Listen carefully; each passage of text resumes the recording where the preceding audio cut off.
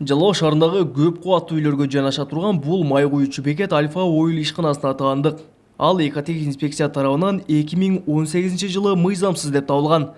Анткени көп кубаттуу үй менен анын аралыгы талап кылынгандай 50 метр чыкпайт. Бүгүнкү эмеде пожарный боюнча норма бузулат.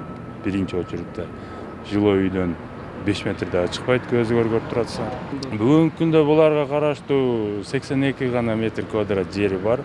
Эч кандай заправка курганга нормага жооп келбейт.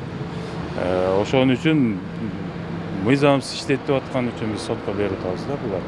Дегенменен май куючу бекет 1990-жылдардан бери иштеп келген. Ал эми көп кубаттуу үй бир нече жыл мурда гана курулганын айткан Альфа Ойл жоопкерчилиги чектелген коомунун өкүлү май куючу жайдын ишин мыйзамдуу экенин белгиледи. Заправка бул анан дом түшө электорунда домго качан түштү? Кече жакында түштү, чыгып жок.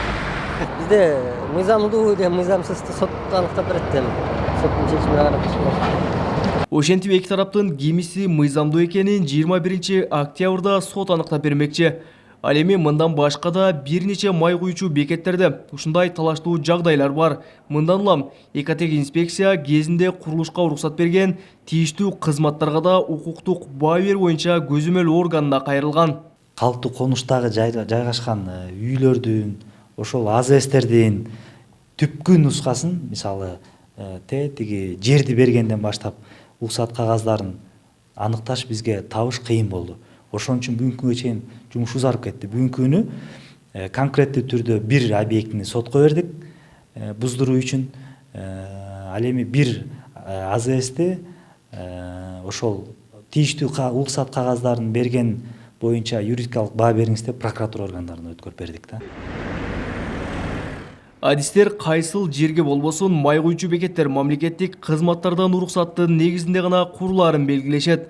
Ал эми бир канча убакыттан кийин алардын мыйзамсыз деп табылышы ишкерлер менен мамлекеттик кызматтардын өз ишин мыкты билбегенинен жаралууда дейт ЖИА бизнес ассоциациясынын юридикалык маселелер боюнча адиси Бакыт Борошев. Финанс полициясы бир жеке компанияга келет да, финансылык ишкерлигин текшерем деп келет.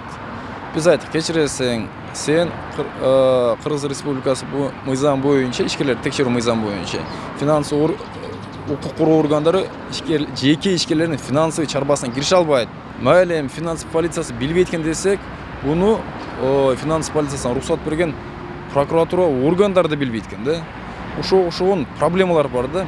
Эң башкы биздин проблемабыз бул биздин Кыргыз Республикасынын жарандарын, мамлекеттик органдардын билимсиздигинен келип чыгып атат да. Белгилей кетсек, Жалал Абад шаары жана Сузак районунда 43 май куючу жай, 6 нефти база бар. Экотехник инспекция алардын ичинен 5 май куючу жайды мыйзамсыз деп тапкан. Дагы бир нечесине 275 000 сом айып салган. Кабылбек Көчкөнбай уулу, Тынчбек Тоолдаев, Жалал Абад облусу.